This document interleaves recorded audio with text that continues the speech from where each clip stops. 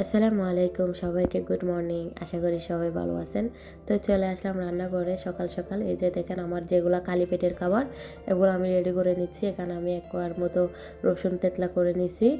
আর হচ্ছে এখানে আমি কালি জিরা দেব, আর সাদা তিল কালো তিল এগুলো আমি আগের থেকে ব্লেন্ড করে রাখছিলাম বেশি করে, কারণ এগুলো তো প্রতিদিন খাইতে হয়। তাই এখানে আমি হাফ চামচের মতো মধু দিয়ে একসাথে মিক্স করে তারপরে আমি ইব্রাহিমের বাবা ইব্রাহিম ও খেতে চাইলে ওকেও খাওয়াই। তো আর হচ্ছে একটা মেথির ড্রিঙ্ক, এই যে দেখেন আপনারা এখন দেখতে পাবেন আমি এটা চা কিনেছি। এখানে হচ্ছে 2-3 রকমের আইটেম, এখানে হচ্ছে লবঙ্গ, গোলমরিচ, মিষ্টি জিরা সব কিছু অ্যাড করা আর কি। তো বন্ধুরা এগুলো খাওয়ার পরে এখন চলে আসলাম হচ্ছে নাস্তার আইটেম রেডি করার জন্য। আমি হচ্ছে আজকে রুটি বানাবো, গমের রুটি।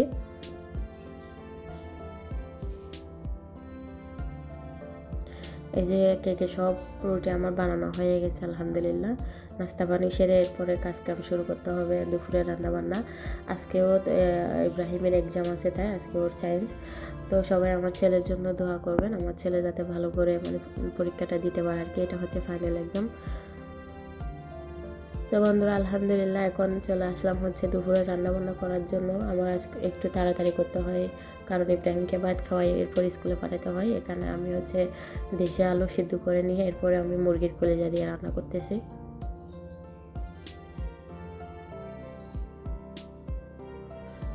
মশলাগুলো ভালো করে কষাই এরপরে আমি আলুগুলো দিয়ে একটু সিদ্ধ করে নিব, আরও লবণ মরিচ সব কিছু ঢোকার জন্য। আমি এমনি সিদ্ধ করার সময় ওখানে আলুর মধ্যে লবণ দিয়েছিলাম।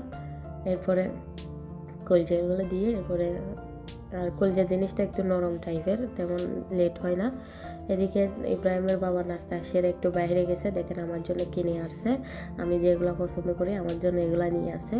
এখানে হচ্ছে 2 বোঁদা মূলা শাক, আর হচ্ছে লাল শাক আনছে। এই যে দেখেন 1 বোঁদা লাল শাক আনছে।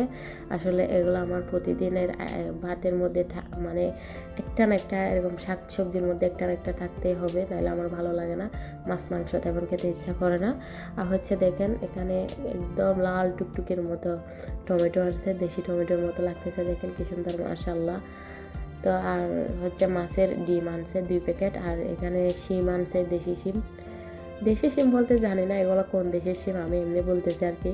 লাগতেছে আমি বাংলাদেশে আছি, এগুলো দেখলে মনে হয় বাংলাদেশে আছি। আর এগুলো হচ্ছে নাকি বোয়াল মাছের ডিম বলতেছে আর কি শুনছি।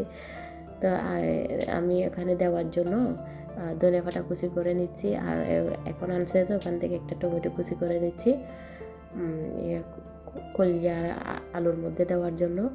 আর তোহার জন্য 1 প্যাকেট আনছে স্ট্রবেরি, ও তো অনেক লাইক করে স্ট্রবেরি। তো আমি এগুলো এখন দিয়ে নেব, দিয়ে দিছি। এগুলা সব কিছু দিয়ে আমি এখন একটু নেড়ে চেড়ে নিচ্ছি।